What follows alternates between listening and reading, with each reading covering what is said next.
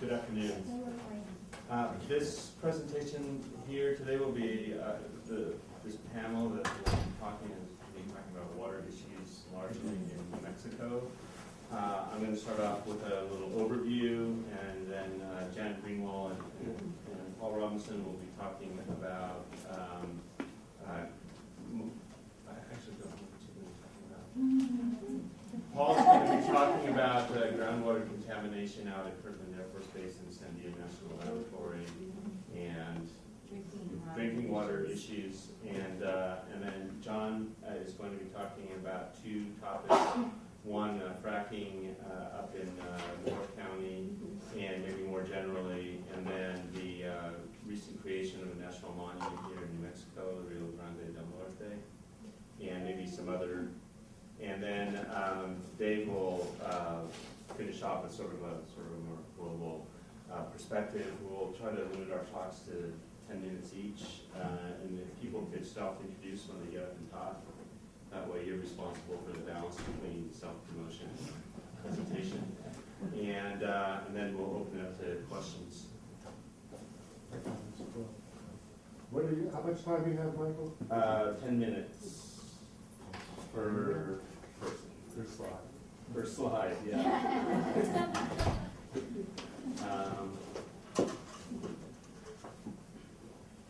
That's mine. Stop. Your time doesn't start until your slides are up. Stop it. Now it's started already. I'm sorry. Thank you. Yeah, that's okay.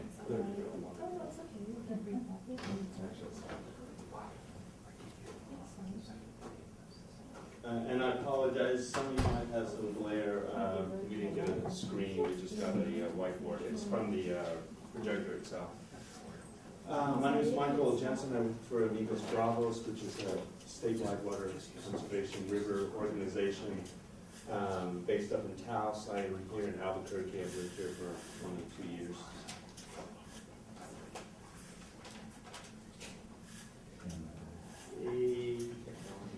Okay. Yeah, just hit. That's okay. That's probably fine. Here's the forward arrow. So I'm going to talk I'm just going to blow through touch on a few things dealing with groundwater contamination, surface water, and some community-based or citizen-based initiatives. Go ahead. Okay. For several years, we worked on Amigos Bravos and Food and Water Watch, the Sierra Club, and some individual citizens and community groups worked on a new dairy rule.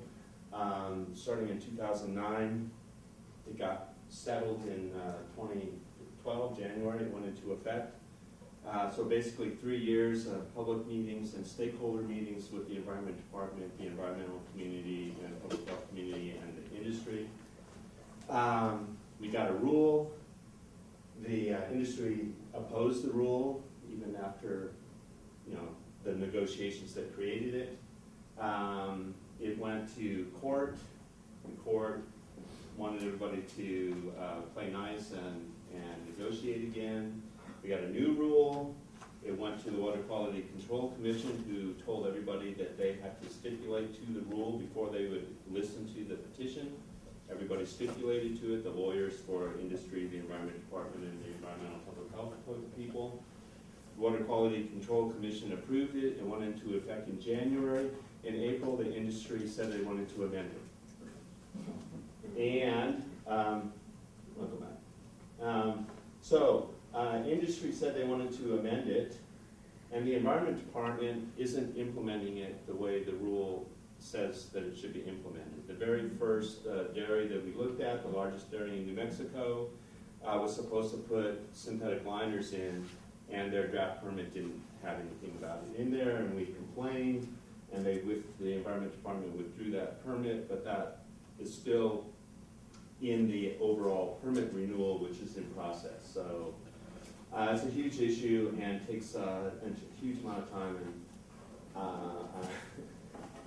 I don't know how that's going to work out. There's a new copper mining rule that's in process. The industry and the Environment Department learned from the dairy rule that doing public meetings creates a lot of stuff that they don't want to put into the rule. And so they just went straight to stakeholder meetings for the copper rule with the environmental groups, industry, and the environment department. And after 8 months of monthly meetings, there was a draft rule submitted, and the environment department issued a draft rule that was the industry's version of the draft rule, not the negotiated compromise rule that most of the industry, environment, and staff, NMED staff had agreed to. So now we are now in the public testimony comment. There's hearings on it right now.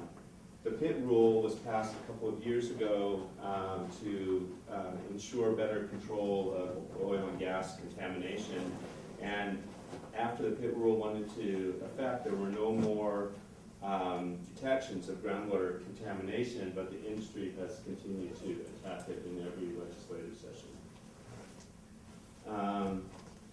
Okay, surface water. It's being used for diversions. I'm just going to talk about the Albuquerque area primarily because it's the biggest diverter of what's called San Juan Chama water, which comes from the San Juan Basin, goes underneath the Continental Divide, and is piped into the Chama River. So they're supposed to, they have never been able to divert more than 42% of what they're permitted because there hasn't been enough flow in the river since the project went into effect in 2000, at the end of 2008.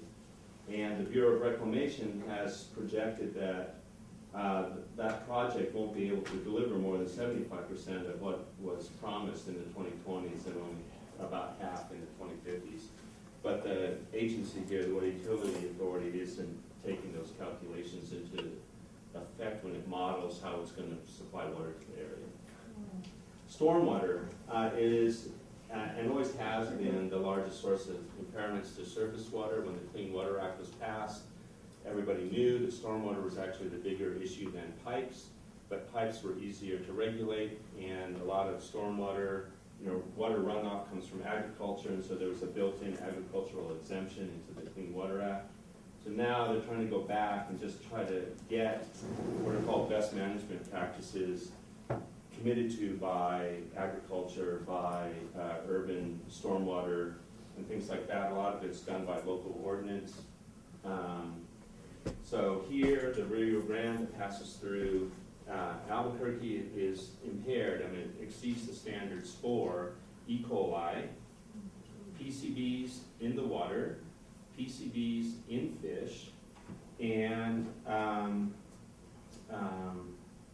radionuclides, and then it's got oxygen and total sediment, solids issues as well. And all of those are either completely or primarily caused by stormwater. Irrigation. We're in the third year, officially the third year of a drought. I personally think the drought started in 95 or 96 with some wet years, but we're in the third year of a drought. So the Carlsbad Irrigation District, it's on the Pecos River, doesn't have any water, and it has senior water rights, and I won't get into water law in New Mexico because it'll drive everybody crazy. And so they're suing the state engineer because they should be getting their water, not people upstream that have junior water rights.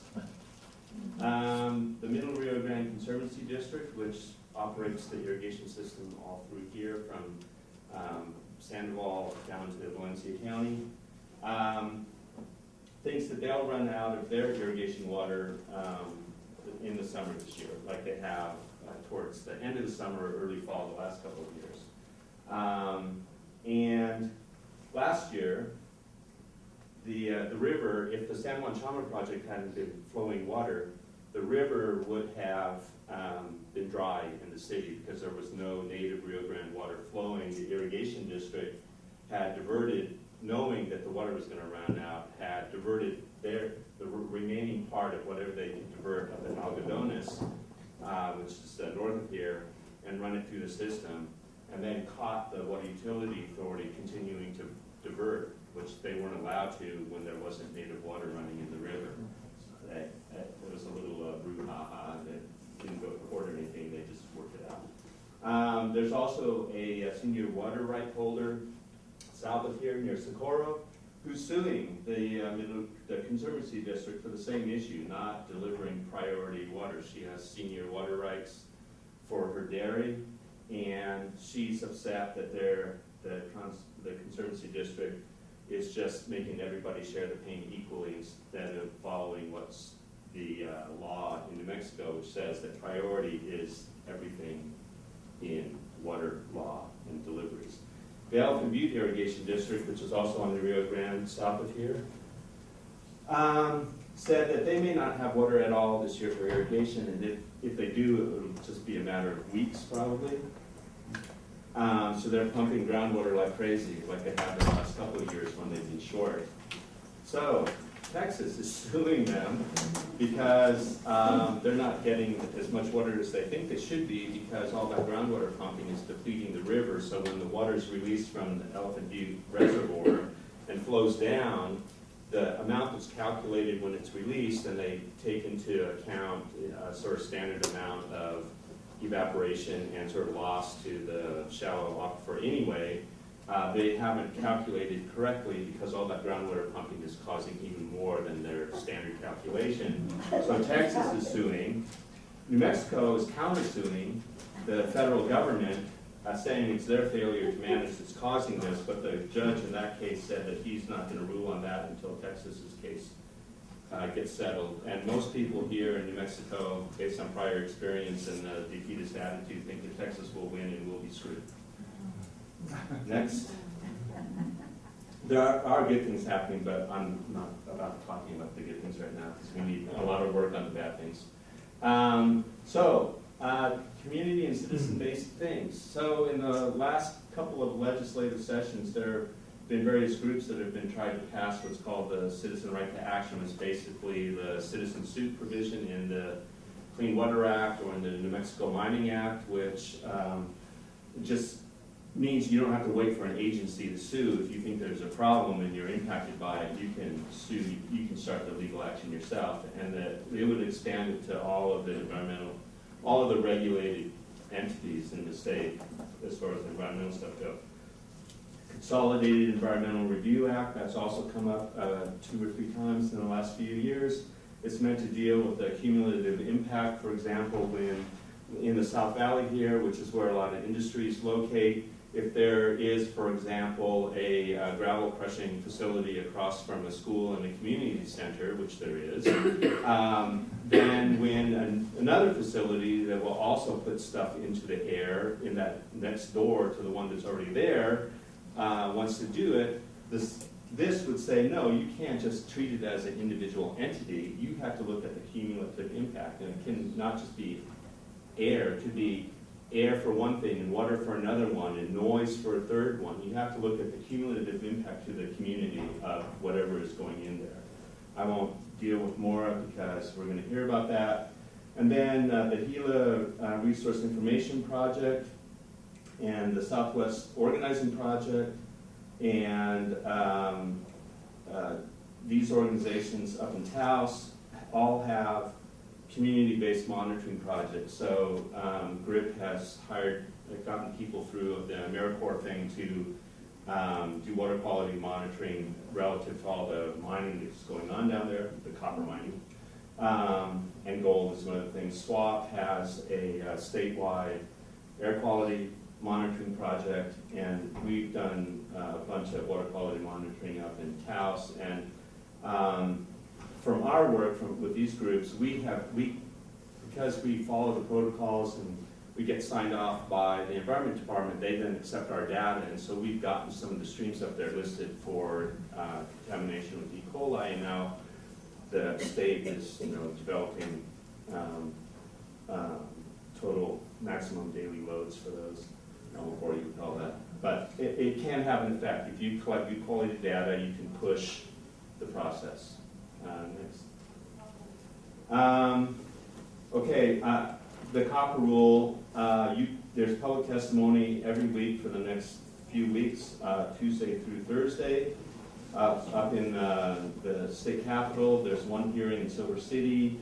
You can write in comments and send them to this lady in the state, please do that. There's fact sheets on our website, and you can also get this from the Environment Department. And I'll have a paper copy sitting around if people want to copy all this next.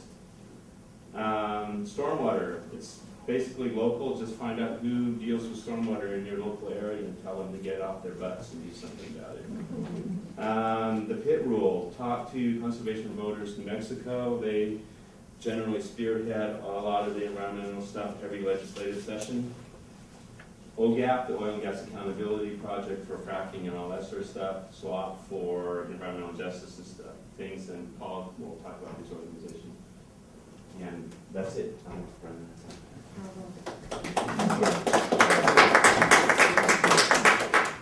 We have time for questions later. Yeah, there'll be Thanks. like a half an hour, 40 minutes or something Okay. like that for questions to whomever. Would you like this jump out? Yes, ma'am, for sure.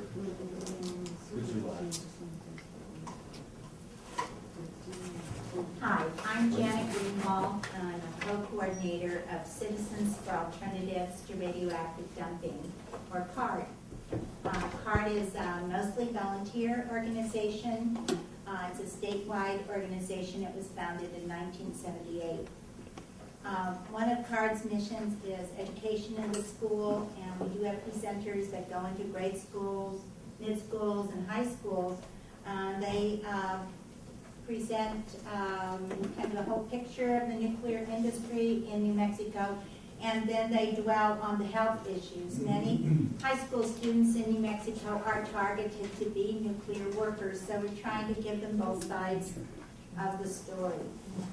Another CARD mission is to support communities or groups and communities who are trying to deal with contamination, nuclear contamination, or sometimes chemical contamination.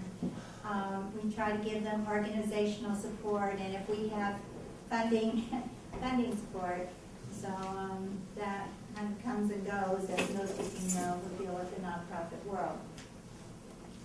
So two groups in Albuquerque that I facilitate are our Endangered Aquifer Working Group and Agua's Vida Action Team. So our Endangered Aquifer Working Group deals with contamination from Sandia National Labs and Kirtland Air Force Base. And there's quite a bit of it. As many of you know, we have 24 million gallons contaminant plume from Kirtland Air Force Base now in our drinking water aquifer. And from Sandia National Labs, we have a plume of over 1 billion gallons contaminants in our aquifer. And these contaminants include known carcinogens, they include suspected carcinogens, and chemicals that cause birth defects. So none of these plumes have reached our drinking water supply wells yet, but they're getting closer. So our Endangered Aquifer Working Group has been working with the Water Utility Authority, who manages the water in this area, and they have made some strides in that the Water Utility Authority is now making cleanup money for Sandia National Labs, one of its legislative priorities. They've also been educating state legislators in preparation to do some legislation concerning our water. The Water Utility Authority has been more proactive than the Environment Department. The Environment Department, during Susana Martinez's reign, has been cut back greatly, and their regulatory ability has been restricted. Agua's Vida Action Team is very concerned about the fact that Albuquerque is drinking out of the Rio Grande, as it has for the last number of years, and the Rio Grande is quite polluted, including runoff from Los Alamos National Labs, which is upstream from us. So along with Amigos Bravos and other groups, they advocated and won better, more protective testing of long-lived alpha-emitting radiation in the Upper Rio Grande, close to Los Alamos. And recently they have been advocating for a micron filter and in the diversion plant that diverts the Rio Grande water into drinking water. Santa Fe has one, El Paso has one, all the surrounding cities have one, and that would reduce the amount of plutonium that we are drinking. We are drinking plutonium right now in our water. It's below regulatory concern, but these regulations, EPA regulations, were promulgated in the 1970s, and they were based on a young Caucasian male reference man. And since then, we know that women, children, and especially the fetus are much more susceptible to radiation exposure than reference man. So there is a movement nationwide to change EPA standards to reflect this newer science, and it's being headed up by the organization IEER, here's my cheat sheet, the Institute for Energy and Environmental Research.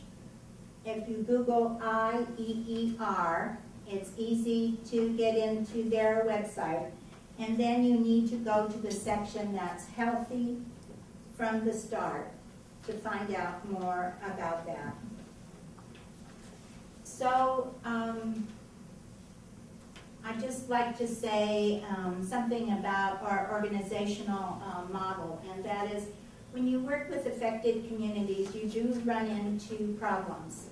When you're depending on that leadership, oftentimes you're working with people who are sick, or youth who have lost most of their immediate family to issues of contamination of one sort or another. And there are difficulties involved. But it's a wonderful experience to watch, the average citizen fire up and start coming up with strategies to protect their family and communities, and to watch youth empowering itself to again protect their community and their families. And I just recommend that as a model, and I want to thank you very much for your attention.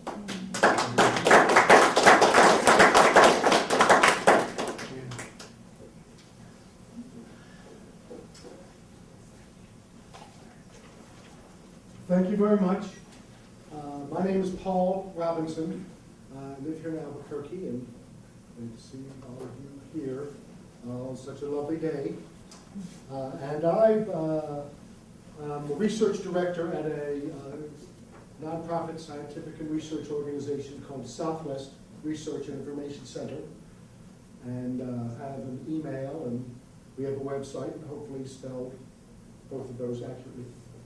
And I've been working as a contractor to the coalitions that Janet was talking about to address some of the contaminants that have occurred at Kirtland Air Force Base and Sandia National Labs here in Albuquerque, and was asked to present at this particular conference so that you would learn more about some of the contamination issues that are affecting the community here where you're visiting. New Mexico is a special place, land of enchantment, we like to call it, and it is a place where nuclear weapons is a growth industry. It's the core of our economy. Sandia National Labs is the less famous of our two national labs, though it employs about twice as many people as the more famous one up in Rio Vida. And Sandia National Labs is a national laboratory within an Air Force base.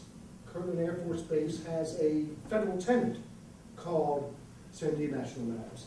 And there are 5 military bases here in New Mexico. So federal lands, federal land managers, federal tribal responsibilities.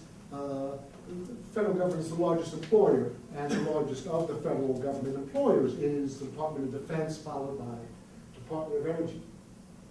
So, and of course, these are elite organizations. So when they form an organization, they call it a center of excellence. So we'll talk about some of the excellence that has occurred. This is the east-west runway of the airport, right across here. If you land east-west, the mountains go north-south, and there was a Kirtland Base had a bulk fuel terminal that leaked for 30 years, starting in 1959. The Sandia National Labs Tech Area 1, the first tech area, they named in consecutive orders, they used septic tanks for 40 years and cleaned their sinks and lab activities into septic tanks. And those septic tanks leak into the ground. Tech Area 5 is where the 2 reactors on Sandia National Labs are. And the mixed waste landfill is a landfill that had taken waste from these various facilities, 59 through 89. So let's see, this is the moving forward. The bottom one goes forward. Okay, thank you. Excellent. It's kind of counterintuitive, like, you know, the centers of excellence. So here's the east-west runway, provided by our friends Google. We're very fortunate to get current Google Maps of these sites. Lots of places you can't get current Google Maps. You've got to know how to find the satellite imagery. So this is the runway. This is the extent of the Kirtland-based plume, and this is roughly the size of the Tierras Arroyo. This is the Tierras Arroyo that comes through this area and then empties into this part of the Rio Grande Valley called the South Valley, the mixed waste landfill, Tech Area 5. I like looking at these kind of photos, and it's fun to see this stuff. Let's fly in and out. So this is a view of the Albuquerque area, showing where these sites are, with the Rio Grande going north and south, that shows the decline in groundwater level since 1960, with the darker color being more than 120 feet, and the 0 to 20 along the river being 0 to 20. So as the city has relied exclusively on groundwater for drinking and industrial supplies up until it was able to begin to utilize some of the Navajo water that Senator Clinton Anderson poached so effectively back in the 60s. Not only is the San Juan Chama project not complete, the Navajo water projects that that water was taken from are not complete, but that's so that's depth. So the tech area, briefly reviewing some of these sites, we have trichloroethylene, a cleaning solvent, and nitrate, trichloroethylene, excuse me. And these are where these 2 reactors are, and hopefully this material will be up on Beyond Pesticides website for you. 50 to 70 million gallons of wastewater in the 60s through 90s, and other waste from other units here. So 70 million gallons or so leaked under this area. The Albuquerque Valley is like a sandbox. Really good sand. If you played the sandbox when you were young, this is really good sand we have here, and it's very porous. And these things move down through the sand to the groundwater, and the depth to groundwater is about 450 feet. It's about the level of the river, and as you come east or west, the water level stays the same, but the slope rises, the mesa rises. And so the depth of water at the Tech Area 5, the reactor site, 450 feet. So there's groundwater contaminants, so they've had to move 450 feet. And they didn't move by skipping the dry zone, the Beto zone, the unsaturated zone. So there's a column of contaminants that connect to the groundwater. And the Tierras Arroyo, this is the water that's had billions of gallons that were from an old acid waste line. That's always an evocative name for something going to a septic tank, wouldn't you say? 1948 to 74, excuse me. And no estimated volume of release from some of these, so just no estimate of the volume at all. Billions, hundreds of millions. So these sites, this is about here's a mile. So this is about a mile here. And this is a cross section across the valley from the river east towards the mountains, showing this water table at about the same level. And along the mountain front, it starts to break up. There's a lot of faulting. And this is where the Tierras Arroyo groundwater is. So it's a complex plume, shall we say. So this is the size of that plume. This is 3,600 feet, about a kilometer. So it's a couple of kilometers wide, a couple of kilometers long, reaches down 450 feet. Good size, as my mother would always say. Absolutely no coverage of these things here in the land of nuclear weapons. You don't get investigative journalism out of the journal. And so there's a tongue, shallower area that's been contaminated, and then a mixing zone and a deeper area of contamination. And so these are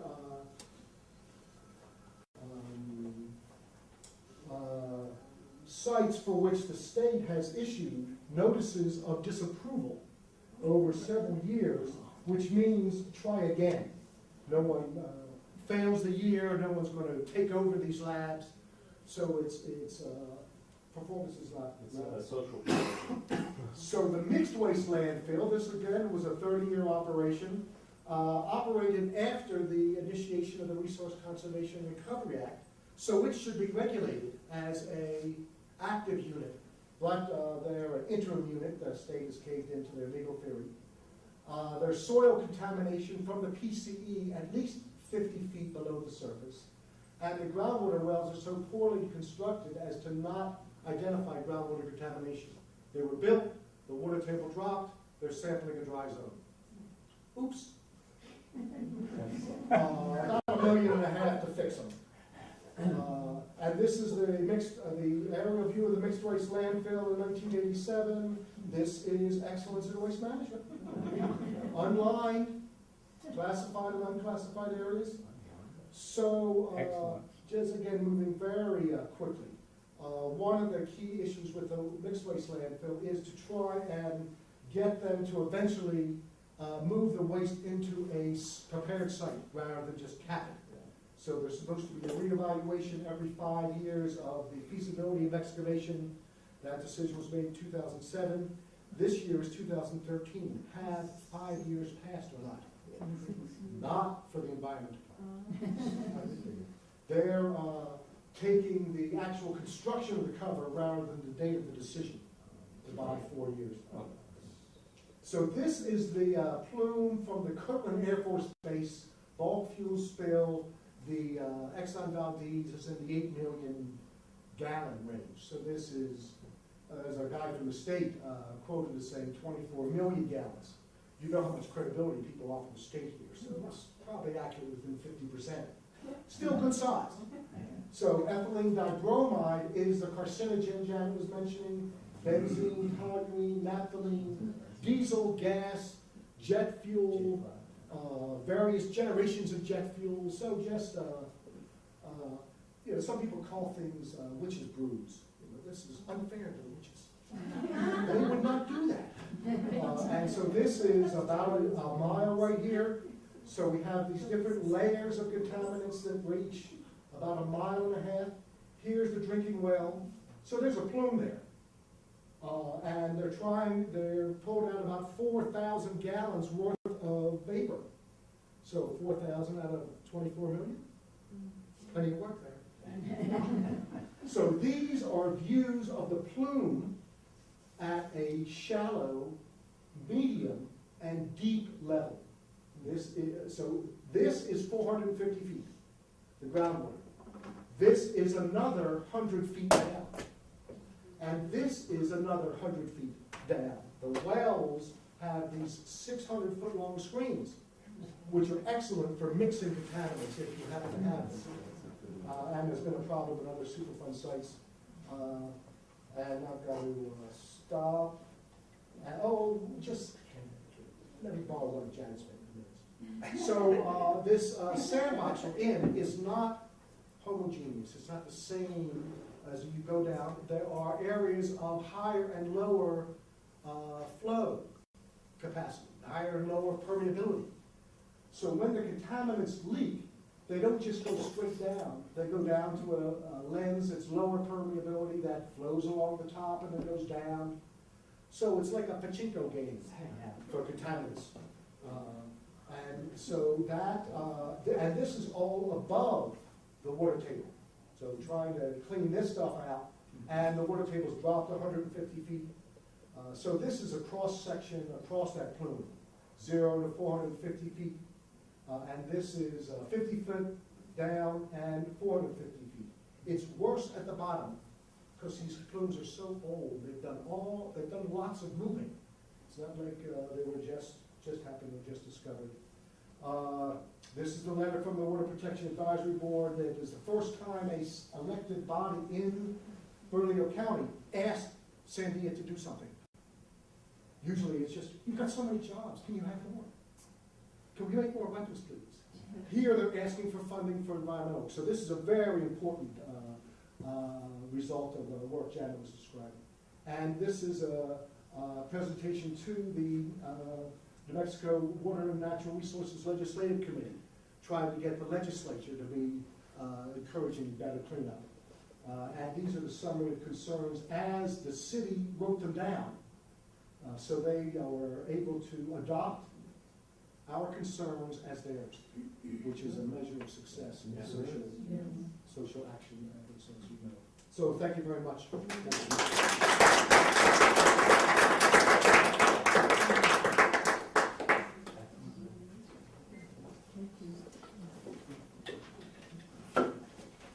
Hello, everyone. My name is John Olivas. I wear many hats actually in northern New Mexico. I'm a county commissioner, chairman of the county commission up in Mora County. I am also the traditional community organizer for the New Mexico Wilderness Alliance. I just want to thank Janet and Dave for your presentations over here. They were well informative, and wow, it's amazing, what we're up against here in Albuquerque. But a lot of my work, I'm going to talk about two different topics. I'm going to go ahead and leave my information here, my cards. You'll see I have 3 different cards. Up in rural New Mexico, you kind of have to wear many different hats to have your nearest neighbor a mile away. I mean, that's kind of where I live. I'm 5th generation from Mora County. I've been there. I graduated from Mora County, from Mora High School actually, and then I moved into Albuquerque. I worked with Intel Corporation for a few years. I was an engineer, and we all understand the need for water at Intel and how it's affected here in Albuquerque as well. But the 2 topics that I'd like to talk to you about is from the Mora County Commission level is the hydraulic fracturing that is actually looking to take place up in northeastern New Mexico. We'll get into that topic briefly, but first I want to go ahead and talk to you about some of the work that I do with the nonprofit, the New Mexico Wilderness Alliance. I've been called many things in this capacity. I've been with them for about 5 years. I'm the northern director of the New Mexico Wilderness Alliance. I'm also the traditional community organizer, so I deal with a lot of the traditional communities, land grants, acequias, grazing permittees up in the north. And as hopefully many of you know, we now have a new national monument, the Rio Grande del Norte National Monument up in Taos County. I came on board back in 2007, 2008 timeframe. My role as a northern director for these guys was to go ahead and bring in a lot of the traditional communities that exist up there in northern New Mexico. Being up in northern New Mexico, it's tough to get a lot of these federal government, federal protection on the landscape incorporated. What has happened during that time frame is that when you start talking to traditional community, is that you start adding layers of government. You know, as the New Mexico Wilderness Alliance, our ultimate goal is wilderness, which is the highest protection of the land. We have a couple of different designations that we deal with. One of those is also like the Rio Grande del Norte, is we talked about getting it protected through federal legislation. So we introduced legislation to get this landscape protected. And what happened with that is that that was a legislative process. So we needed to introduce it in Washington, D.C., get it through the House, get it through the Senate. And we did that on multiple occasions since 2007. This campaign has actually been going on since the early 90s when then Congressman Bill Richardson was in office.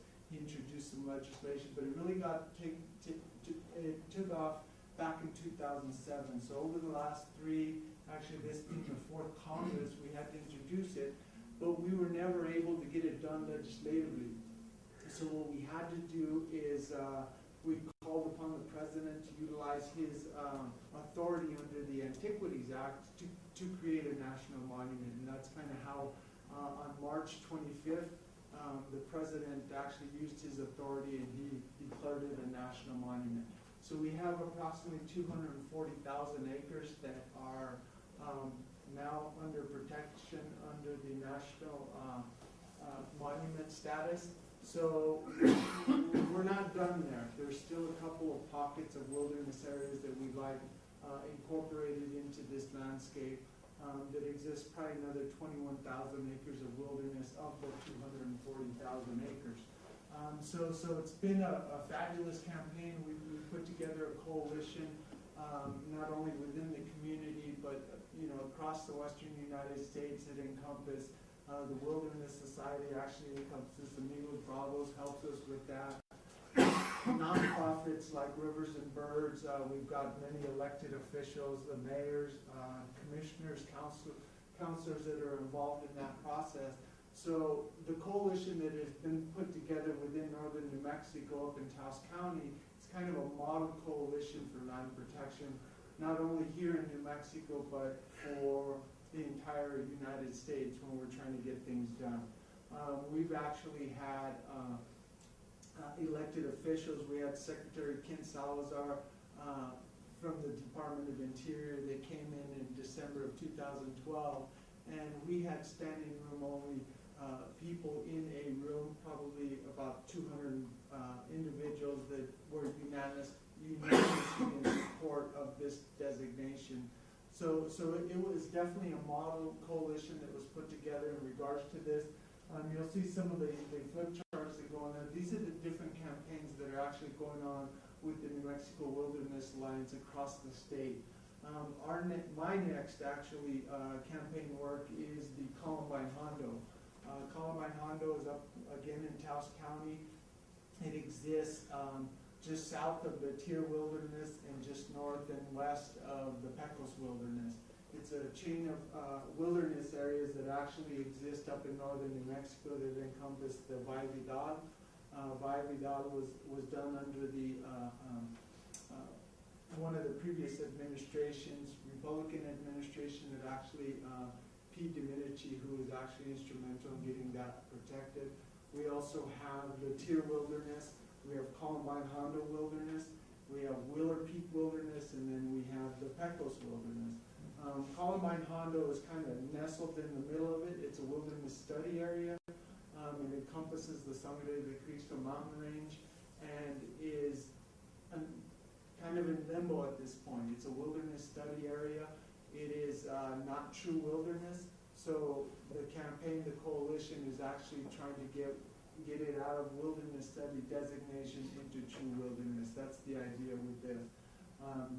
This is part of the Sangre de Cristo mountain range. It's a watershed that flows into the Rio Grande del Norte, so a lot of the water that comes through here in Albuquerque kind of comes from this landscape. So when we're talking about protecting these areas, we're actually talking about protecting them and preserving the resource that we have available to us, which is the water. Just north of the Columbine Hondo area, we have the Molycorp mine. It's a molybdenum mine that actually exists between Cuesta and Red River. Chevron mine? Exactly. Molycorp's going away? Yeah, so they're definitely. It's a real big one, yeah. We do flyovers of these areas, both Rio Grande and Columbine Hondo. They're probably about 20 miles apart from one another. You have high mountain alpine country up in Columbine Hondo, and then you have the Rio Grande Valley down below, which encompasses the Rio Grande National Monument. But what happens is just north of Columbine Hondo, you have a Molycorp mine. We do flyovers of this area, and it's just a giant scar that Chevron has kind of instilled on the landscape here. So you get a bird's eye perspective on what the devastation has happened as a result of that. So the work that we do is trying to eliminate that. So we've been successful with Rio Grande del Norte. Columbine Hondo is next, and just be another effort, legislative effort in regards to wilderness to try and get both the Senate and the House to pass this legislation so that we can get the president to sign that. So so my information you'll see in here encompasses some of the. Definitely come visit this site, New Mexico Wilderness, nmwild.org, and go over there and you'll look at some of the campaign work that is happening throughout northern New Mexico, which I am definitely part of that. So let me go ahead and switch gears over to what I do as a county commissioner over in Mora County. I'm fifth generation over in Mora County. I actually reside in a home that belongs to my great-great-grandparents. So my home is approximately 200 years old. I have walls that are literally that thick. They are adobe home. It's warm in the winter. It's cool in the summer. I don't have any air conditioning in my home at all. Sometimes I have to go outside to warm up. So it's definitely a place to be.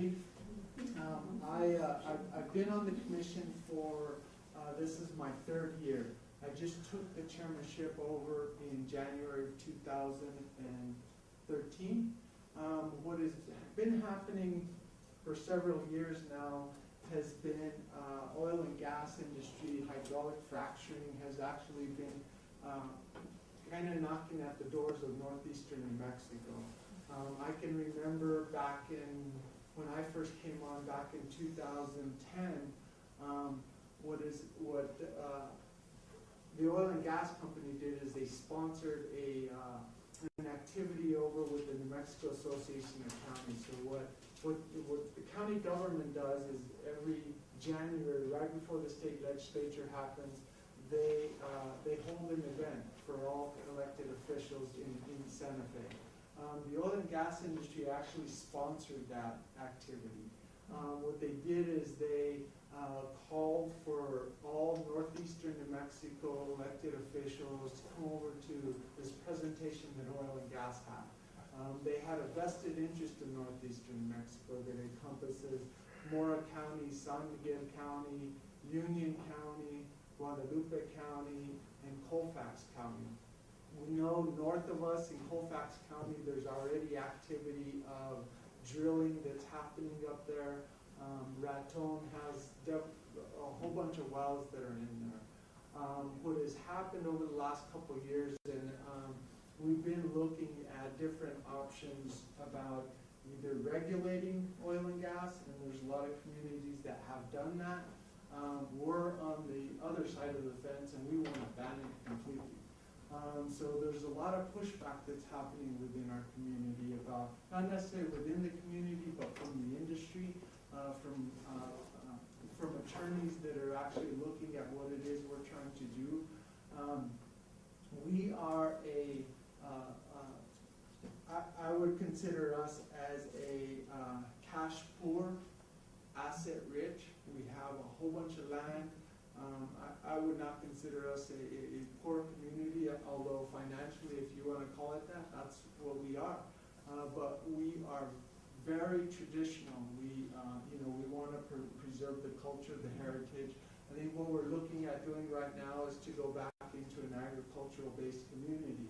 There's a lot of efforts going on within our community right now to begin co-ops. There's coal frames that are going on.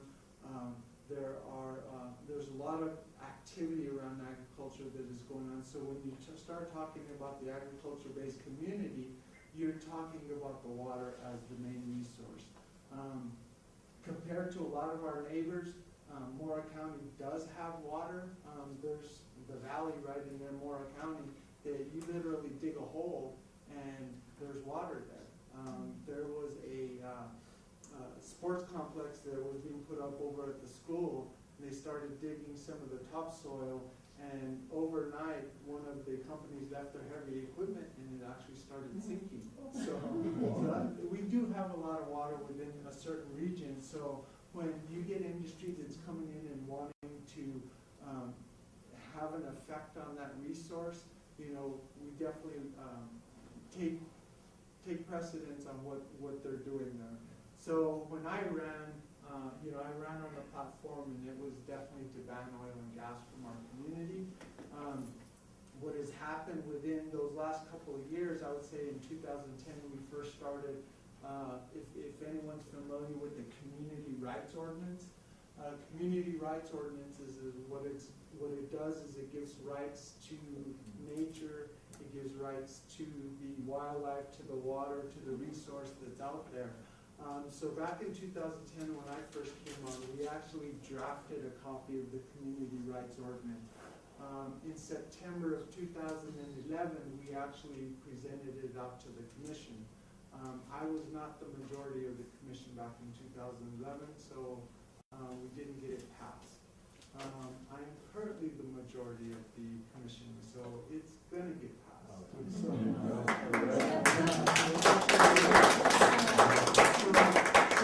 there's a lot of pushback from industry and what is going on within Mora County. What's happening just to the south of us, we have San Miguel County is actually going through a regulatory process to draft an ordinance that regulates oil and gas within their community. Santa Fe has done that. Santa Fe spent almost $1 million to draft their ordinance. Mora County doesn't have $1 million to draft an ordinance like that. So, so what we're doing is we're watching our neighbors. We're seeing what's going on. San Miguel actually just passed a moratorium. It's been about 3 years they've had theirs in place, so they've actually moved it up till the end of this year. So they've got to have their ordinance in place. They're looking at a regulatory ordinance. So there's a lot of activity.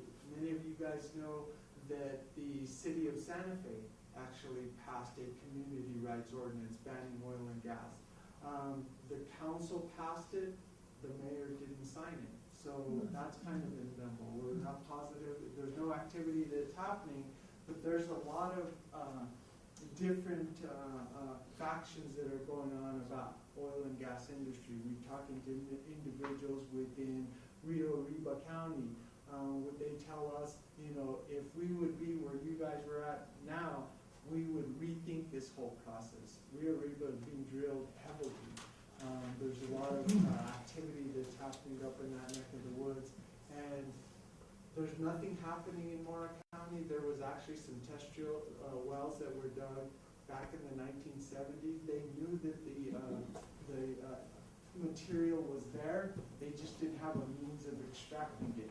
Now they do have a means of extracting it, and that's called hydraulic fracturing. We don't want any part of it. I think that's one of the ideas that we're looking at banning any type of fracking activity or hydrocarbon extraction from our area. It's Mora County 90% private land. We've got about 10% public land in Mora County. So there's a lot of landowners that don't want us to do this. There's, you know, ideas of taking, we hear that all the time, you're taking from us, you know. So we're kind of trying to redefine that, you know, corporations, you know, the Supreme Court identified corporations as personhood. This community rights eliminates that from Mora County. So, you know, Mora County is just one county. We need the entire state. We're actually looking for the New Mexico State Constitution to change. Whether that happens or not, you know, we're going to start that process. And across the United States, there's actually, across the world, there's actually 150 community rights ordinances that are in place. There hasn't been any, there's been challenges to it, but there hasn't been any success in getting it off the books. So, Excuse me, sir. just, We have another presenter. Questions were being held. To Sure, oh, sorry, sorry. I didn't, yeah, so. sorry, I so got I'm- ready from another one. Yeah, so I'm done with my presentation at this point in time, but please get my information, pull me off to the side, I'll,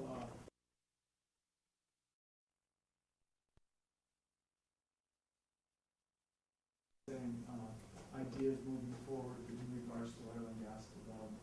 So thank you.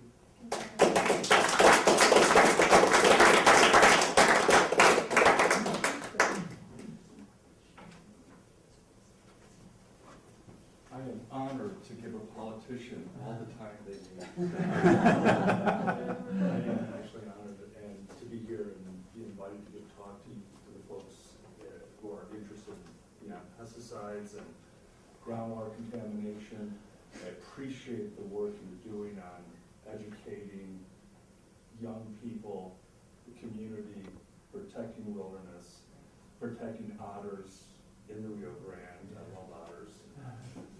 And so it was a real honor to be able to come here to Albuquerque. What a beautiful, wonderful city. And coming from Madison, Wisconsin, when my daughter said it was 19 degrees last night, what beautiful weather.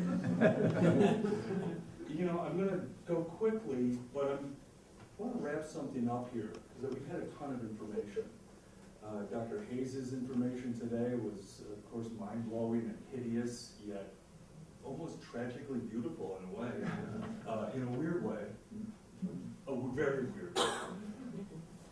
And we get a lot of information, and we don't always know as the human brain, as the human person, how to use it in a way that's effective. Sometimes that's intentional. Bam, bam, bam, bam, all the marketing that goes on, we're overwhelmed, we can't do anything, and we hunker down and take care of ourselves. Unfortunately, we don't have the luxury of that anymore. Last month I was in Angola, Africa, teaching water quality testing to the nation's last remaining agricultural research station. In 1975, the Portuguese were kicked out as colonists since 1482 when they began the most intensive slave trade of any country in Africa. As they left, they destroyed every factory, every electrical generating facility, all the sewage infrastructure in the entire country. After that was a 27-year civil war, proxy Cold War, the United States supporting UNITA, funded by diamonds, the communist side, Russia and Cuba, supporting the other organization supported by oil. Angola is the second largest producer of oil in Africa. Yet 90% of the people live on $2 a day or less, although the president's daughter, Isabella, is Africa's first female billionaire. So, you know, I came back from Angola, I'm thinking, thank God I'm back in the United States, and then I get back to Wisconsin, and the governor has just destroyed 170 environmental laws to put a 900-foot, 20-mile-long open-pit iron mine in the headwaters of the largest wetland in Lake Superior, the largest body of fresh water in the world.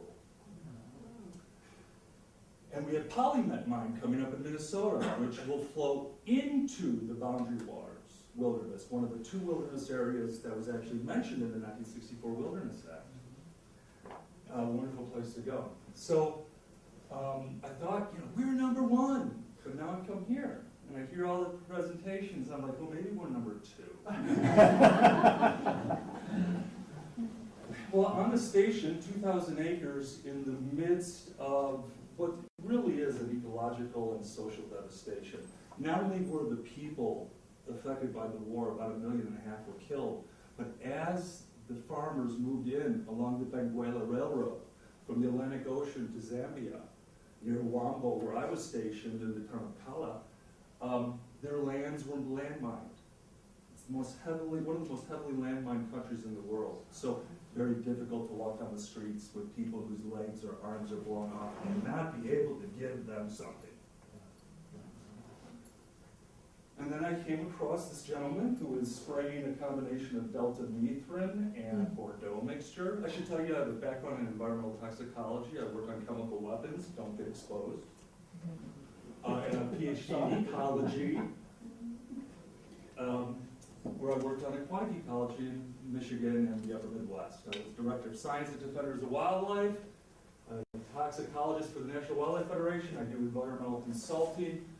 And it's all because I love animals and I like people. More importantly, I got 2 kids. That's pretty important to me. So this gentleman doing mostly the right things. The picture's in great. He has no gloves on and he's walking this way as he sprays. He's running this way. But, you know, can I change this? Well, there's so many things. So just like that, there's so many things to think about. Well, we can put them into a framework that helps us to understand and then to take that information and turn it into productive action. We can get angry. I was an angry young man. I'm maybe middle-aged man. But you got to turn it into productive action. And I'm happy to say we've saved a lot of land. We have the most heavily logged national forest in the country, the Schwabigan-Nicolay.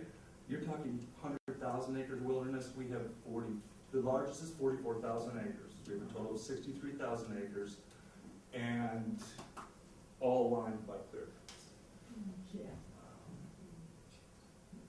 What are these? These are these past, present, and the things we think of in the future, actions that we can use in law when you're talking about cumulative effects.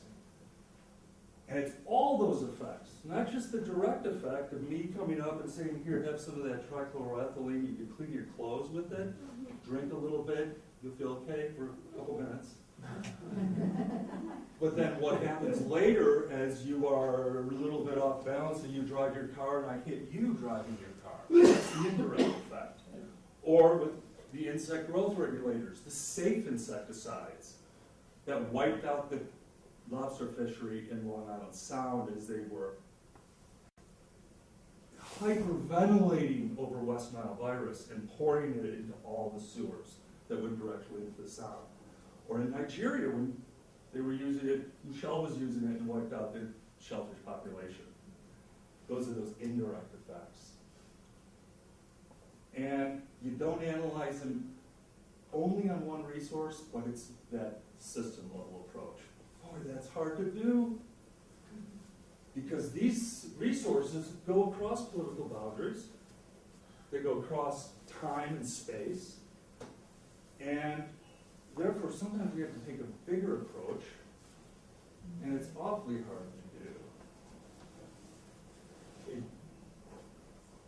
You know, you don't wake up every day and start fresh. Because that polychlorinated biphenyl fillet you just ate stuck with you.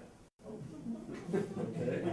In the Great Lakes, any given fish that you eat, maybe 200 different chemicals. Every top predator has reproductive or developmental effects. Bald eagles interior in Michigan and Wisconsin, reproducing wonderfully. On the coast, within 2 years they fail to reproduce, their embryos die. Dieldrin, chlordane, diphenyl ethers, dioxin, you name it. But you have to look at these whole sets of information, including that community. I was listening to somebody talk about how they need to develop Albuquerque and we need to get people down here spending money, and I thought, well, wait a minute, are you only talking about those who make over $150,000 a year? Because then you're going to lose. 200 years old, kind of like the aquifer. So what are these examples? Things that happen frequently in time. I'm taking this medicine, and I'm drinking that contaminated water, and I happen to be petting my dog with chlorpyrifos on it, and very quickly getting exposed. Multiple exposures in a very short period of time. Women who ate moderate amounts of Great Lakes fish had babies born with smaller heads, and at 7 years, developmental delays. See, I must have been eating fish, which I don't, I should. Counterfacts, delayed effects, things like I'm exposed now, my DNA might be damaged, and then I get exposed to something else, and it triggers that metastasizing cell. That's when that uncontrolled growth occurs. And uncontrolled growth reminds me of the suburbs of Chicago. Space crowding. Multiple sources of toxicants at the same location. I did an analysis of the Koch brother facilities in Wisconsin, 7 factories, 2007 to 2009, 3 years, 5.4 million pounds of toxic chemicals dispersed into our air and our water and our soil. Dioxin, PCBs, benzene, 33 different chemicals. You can look at that at prwatch.org, the Center for Media and Democracy, located in Madison. Cross-boundary movement, here it comes from Canada, here it comes from Mexico, there it goes from the United States. All these components have to be considered in cumulative effects. Fragmentation, those waterways that are dammed up, and so that fish can't move up the Mississippi, and that's why we've lost the Higgins eye mussel, because the host for that little tiny larva can't get up there. 1 second here, almost done. And then compounding effects, 1 + 1 = 5. 1 + 1 doesn't always equal 2, especially if you're in a charter school. I'm sorry. Or did you have your medical vote for you for governor? There we go. I'm coming from Wisconsin. I've been cold for a long time. Indirect effects. I talked about triggers and thresholds. All of a sudden, with climate change, the water just gets hot enough that you set off a cascading set of negative effects. One of the ways industry lies to us is by talking about averages. Well, the average temperature on Earth will only go up 2 degrees. You don't die from the average. You freeze, or you thaw, or you burn. It's the extremes that matter. Reporting the average, you lose those extremes. You lose that information. And I'm sorry to tell you this. I'm actually not going to talk about that one. I'm not going to talk about that one. But I am going to talk about this one. I drink that one every day. Okay.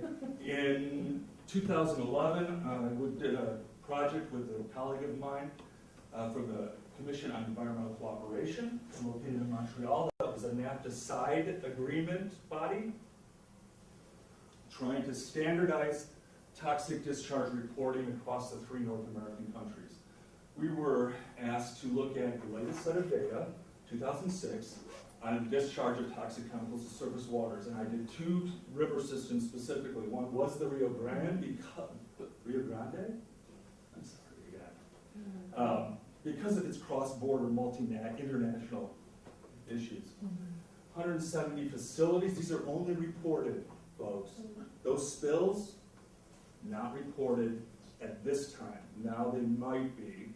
Sewage treatment plants, Mexico, not reported. Oil pipeline bursts, like in Arkansas the other day, not included in these data sets. 170 facilities directly discharge mercury to the Rio Grande or transferred to a sewage treatment plant. 98% came from the top 10 discharging facilities, almost every one of those. we're either in the maquiladoras or other facilities that are supplying American companies with raw products or finished products.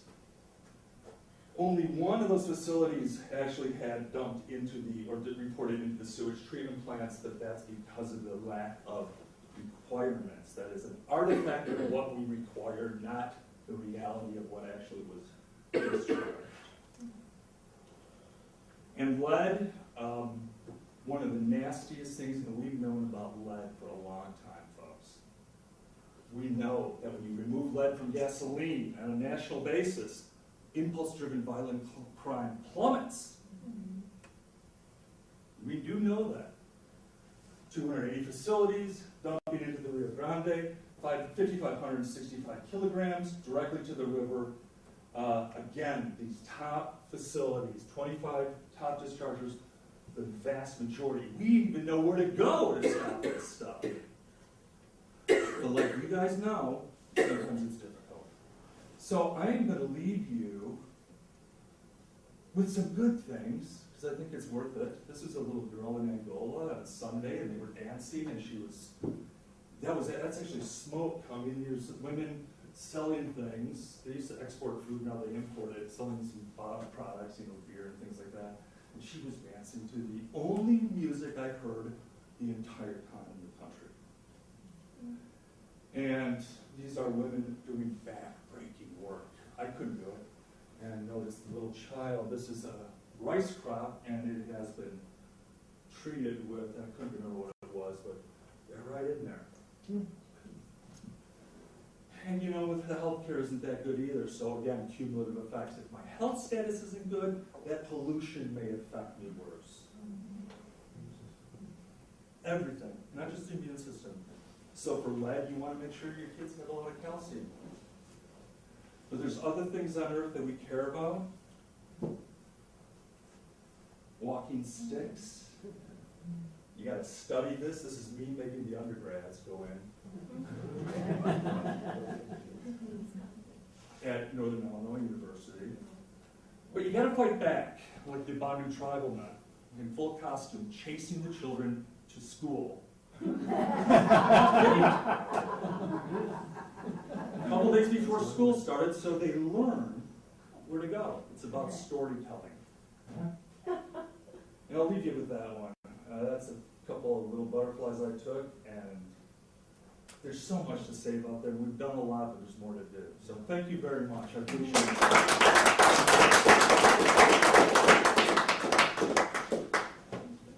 Questions? We've got, I don't know, this is 15 minutes? Yeah, more or less. Yes, sir. Right. Thank you.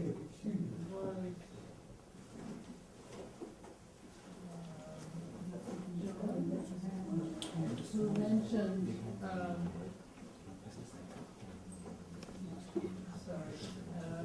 citizen right of action to expand, in other words, expanding citizens' supervision.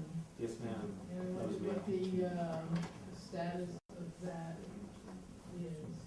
It has gone to the legislature twice now, and this year it didn't do that well. Last year it got very close to passing, but the makeup of the legislature is more conservative now after redistricting. Talk about cumulative effects, and there's also cumulative political effects. So, It exists in some laws, and the Yes. goal is to get it more broadly adopted. So there are examples of that in New Mexico law and other state law.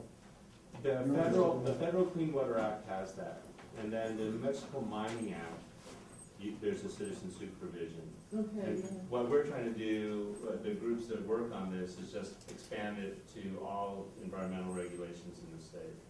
Did that, so, and then also you were talking about the cumulative impact of trying to get, how do you get cumulative impact assessed you know, when, like, Okay, well, for when the example, state wants to do a concrete something. example that I would mention very briefly was in the South Valley, where there was a, you know, a facility next to a community center, and there was documented, you know, asthma problems in the neighborhood, and a crusher facility wanted to come in, and the community, you know, fought against it coming in, because they said that we already have documented problems with, you know, breathing, and you want to put it in a facility that's going to put fine dust into the air, you know, excuse me, what are you doing? But the initial response was, well, this individual facility isn't violating, you know, any of the standards.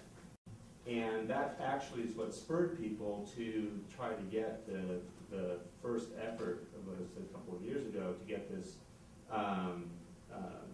legislation through, so that any facility that goes into a neighborhood that's already impacted, that they can't treat it as an individual entity. They have to, as David was saying, they have to look at the totality of what's happening in that area. And many states have an environmental impact requirement, or counties have this. New Mexico has neither.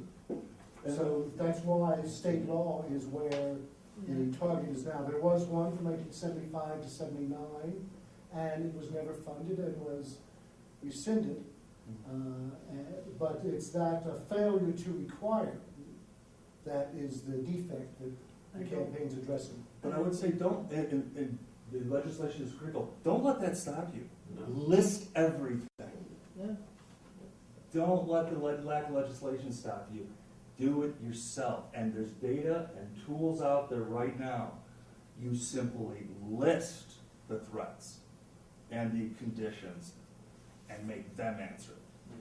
That's what these efforts to get community-based monitoring, which are happening in many locations, are, is to funding for doing environmental regulatory work. It just drops and drops and drops and drops. And so there are many unfilled positions in the Environment Department, and they're completely overworked. And the Surface Water Quality Bureau monitors at any particular segment of a river once on a cycle of 5 years? is it 8? No, 4 or 5 years, something like that, but not at all adequate. And as a concrete example of what they missed, they monitor 2 segments here on the Rio Grande, and often in the past haven't found anything. When the water treatment facility for the diverted San Juan Chama water came in, they monitored for a year and a half, once or twice a month, to test the water going into that pilot treatment plant to see how well it dealt with the river water. They found surges of material going down the river that contained radionuclides and heavy metals and all sorts of stuff that never showed up in the basically random testing done by the Environment Department, and that spurred a whole lot of research by the Environment Department and people at UNM here in the Biology Department on what's actually happening in the river. They looked at PCBs in particular because of Los Alamos National Lab upstream, and pulses down the river from them during post-fire heavy stormwater events, and that has led to the entity that is responsible for all these concrete arroyos that you see, the stormwater arroyos, are to remodel the one up in the north that's just above the drinking water diversion to keep pulses of material from getting into the river. So that it can happen, but you need to have that really rigorous and frequent monitoring that doesn't happen, otherwise you miss a lot of stuff. And so one of the biggest things that needs to be done is just to keep pushing and pushing and pushing to get more funding, or to try to just get funding at the local level to deal with local problems, and then push to get your data certified by the agency so that it'll be taken seriously. Or just make a big stink about it in the media and force them to deal with it, that way, which can also happen. Yeah, you have. I had a question about conservation, because I live in a community in Santa Fe where we don't get much rain. And the current fight is about the canal with a garden underneath, and whether it's more important to let the water, if it ever rains, drip down or to have a barrel. And does anybody in this room have any opinion on this? Why would if so, I'd like the explanation, because if it's going into the dirt and it's gonna spread anyway, why is the barrel better? Well, you can answer. I was gonna say, because availability and time, you can judge your own timing, instead of just making it to the randomness of the weather. You are controlling where the water goes and how much. Also, especially if it's not very much water, Yeah. that water that goes onto the ground, most of it will evaporate. So you're not really saving that much. Even if it's And- cultivated Yeah, I mean, because it's so shallow and it's It's hot, surface. so even if it's in there, okay. especially because there's not very much frequent rain, it's going to evaporate. And so it's better, even rain barrels are not the ideal solution. The ideal solution would be cisterns that collect whole roof runoff and store it underground, ideally, but it's expensive. And then what? With pumps, and then you can, as the gentleman said, put it out when you need it and where you need it. When it's at night, when it's cool, or really early in the morning, or when your plants absolutely have to have it, and stuff like that. But that's really expensive. But that's the direction that it needs to go in. So rain barrels are good, but the ideal solution to capturing as much rainwater as possible, and using it in the best way possible, is to have cisterns. What about drip? So you can put drip on a cistern because it's pumped out of the cistern, and you can pump through a drip system.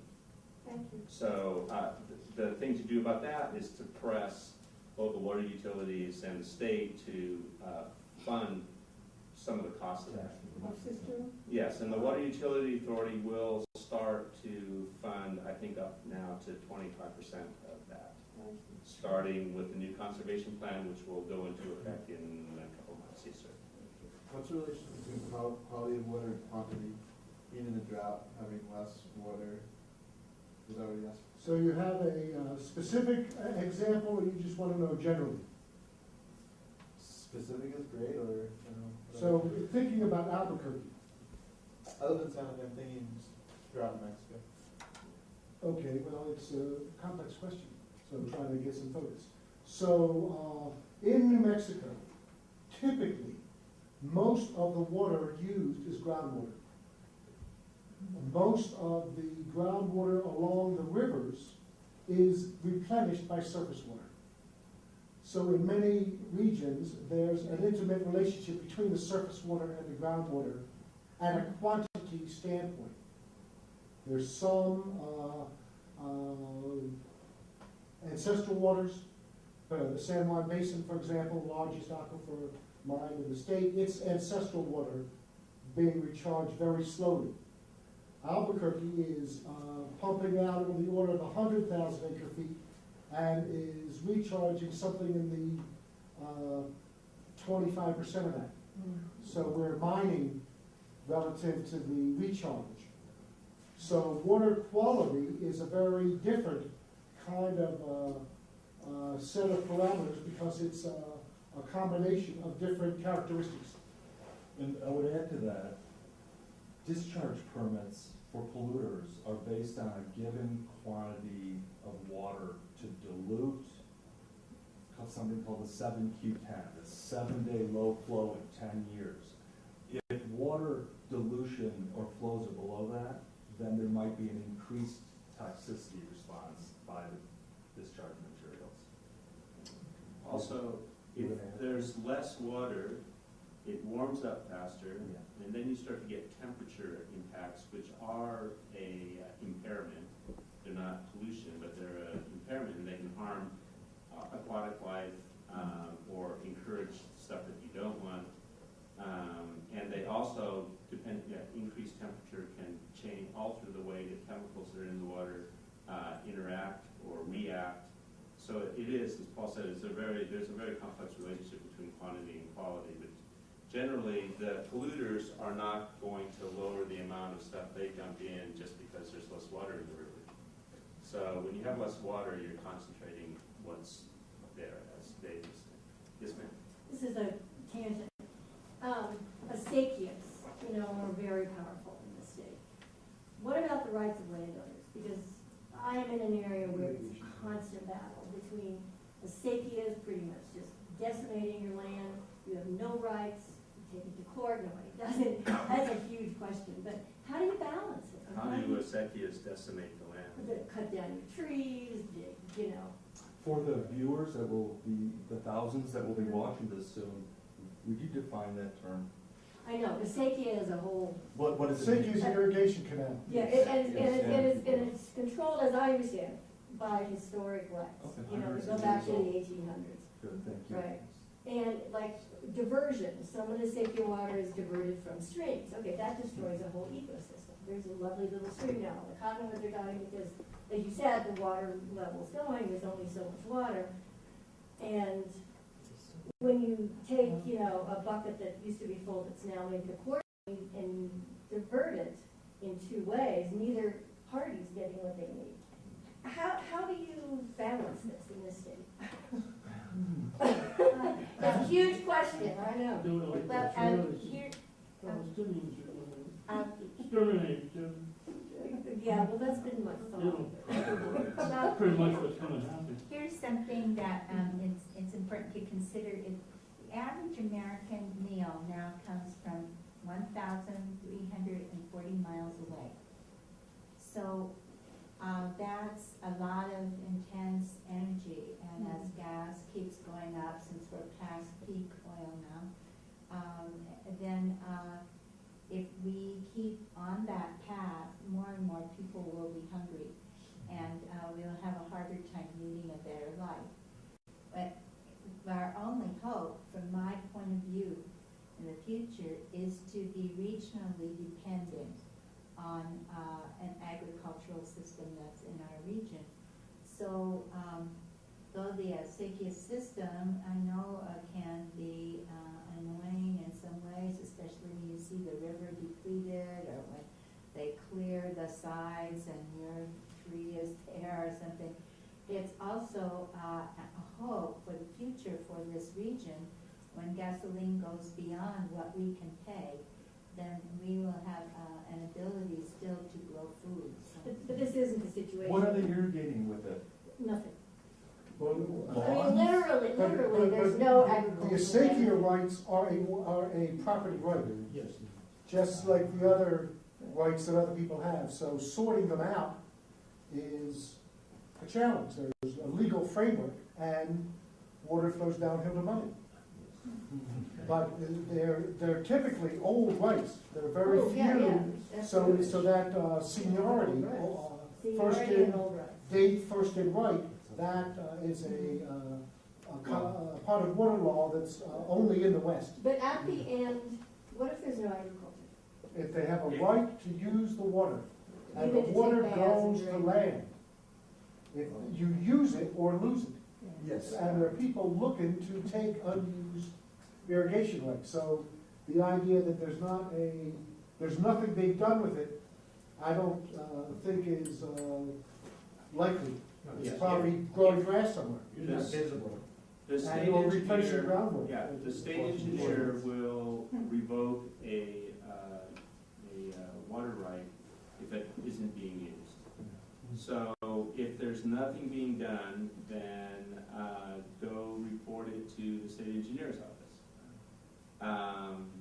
Now, there's also, it may be the case that an individual on a system, and you can't talk about an individual piece of land, it's a system, it's an entire system.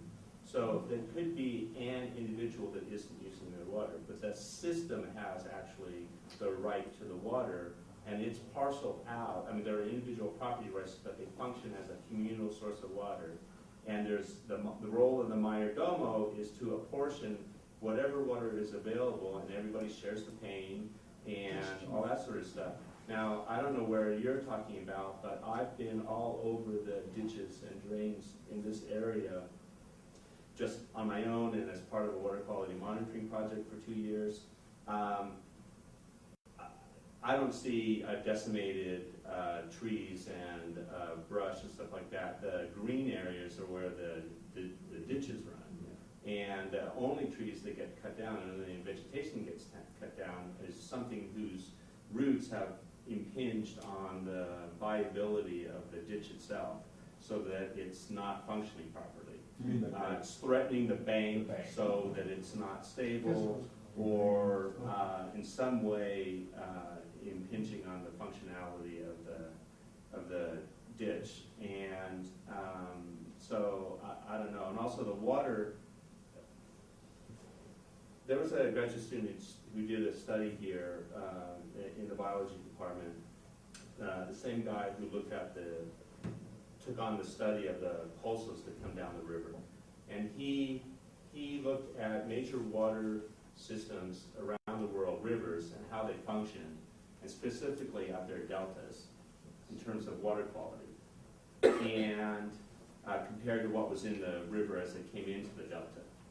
And he discovered that the water quality in the Rio Grande looks more like, given what we know goes into it, looks more like a delta river system than a river like this, that just flows. And that's because the drains and ditches and everything down to the communal ditches, the acequias, act like a delta, and they clean the water by, because it spreads out, it gets filtered more, it goes through the crop system, through all those nasty, mean alfalfa flooding fields, and where 40% or 50%, according to the studies that are done, gets back into the aquifer anyway, more than if it stayed in the river. They perform an extremely important eco-service beyond the fact that they also grow crops that are sold locally for the most part. So it's an extremely complex. It is, and if question. those things were happening, I wouldn't have issues, okay? Okay, if you know of a farmer who's not farming No farm. and has water diverted onto his or her land, just report it to the state engineer and they'll sort it out. So- Or find the mayordomo of the acequia system and complain to that person. So where are your experience? Placitas. In Placitas? Las Huertas? Yeah, Tough. yeah, no kidding, it's been to this day, it's been all the way to the. Okay. Supreme Court. I would just offer, Whether I'm not an it's used acequia in all- owner or anything. All those people who moved into Placitas and started pumping their water out of the wells have drained that creek.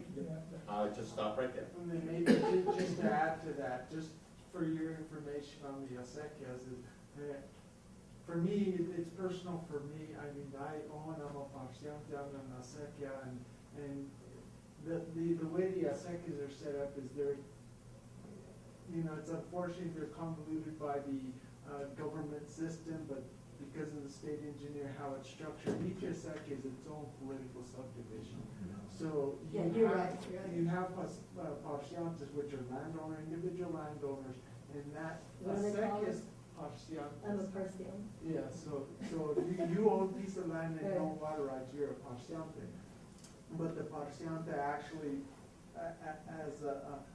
as they mentioned, is you refer back to the mayordomo, who's actually the keeper of the water. That's Right. kind of the whole. it goes I back to got them. the whole system, Yeah. yeah, no worries. So that piece of it, but the importance of the acequia system, if you don't continue utilizing that water source, well, yeah, you use it or lose it, but it recharges the aquifer that's in that. And it's a major ecosystem component. When you lose acequias, you lose more than just the acequia. You lose everything. And there's also, it's not exactly the case that you use it or lose it, because the law has changed in New Mexico, and you can designate your water has, if you're not going to use it for a year or whatever, you can water bank it.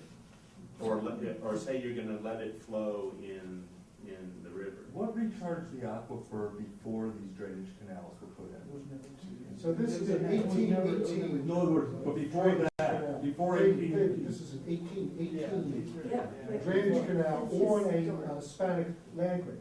But before, I'm just saying that, before there was any industrial development or any There's no industrial- home development. Okay, but It recharged just through the ground? What's called pre-development Yeah, how here, would it go? in this area here, pre-development, they estimate that about 60 or 70,000 acre feet of water came from the Sandias and off of the mesa into the river, either directly from the surface or through the water table, as Paul said, as it hits the river. That's what I'm wondering. Post-development, the river now loses water to the aquifer because it's been drawn down, and it's depleted by about the same amount as it used to be recharged. Didn't you say that instead of the river gets us so much, but with the Acequias, you're getting 40 to 50% more than No, the river it's was just getting? that if the water ran down the river, it flows faster, there's less chance for it to percolate into the ground, so that equal amount of water going down the river recharges the aquifer less than the water that is slowly disseminated down through the. That's what I meant, it's much better Yeah. than the river. Yeah. I mean, there's more evapotranspiration, but there's also more aquifer recharge. It's a very complex geological interaction. Janet or Mike? After you, Jen. Now you go first, because I've already Thanks. talked. Yeah, I had a question for Commissioner Olivas about the community rights ordinances. I understand nationally and here in the state as well, a lot of negative people are talking about the state or the federal government just preempting these community rights ordinances, and that's that. Well, Is- that I know actually, that was tried in this session, in our last New Mexico session, and failed miserably, right? Yes. But I'm concerned about the feds if, like say some big boy like Exxon's fracking and then they just say, well, the hell with that, community rights, we're going to Supreme Court or even just any court. And that was actually pretty evident in the state legislature this year. We were watching that very closely to see what was going on.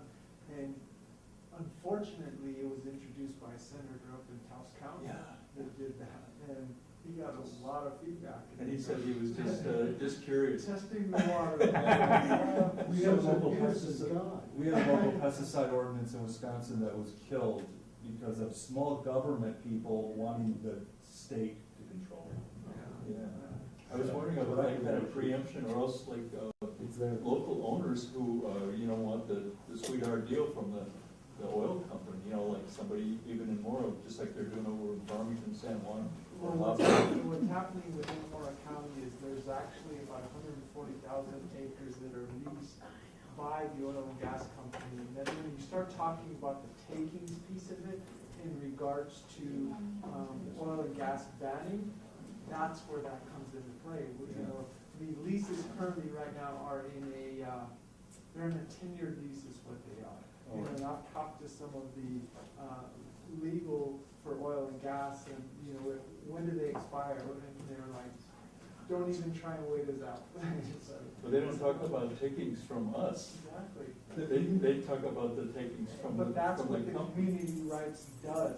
Yeah. It says that these guys have rights, the ecosystem, the wildlife, so you're taking from them.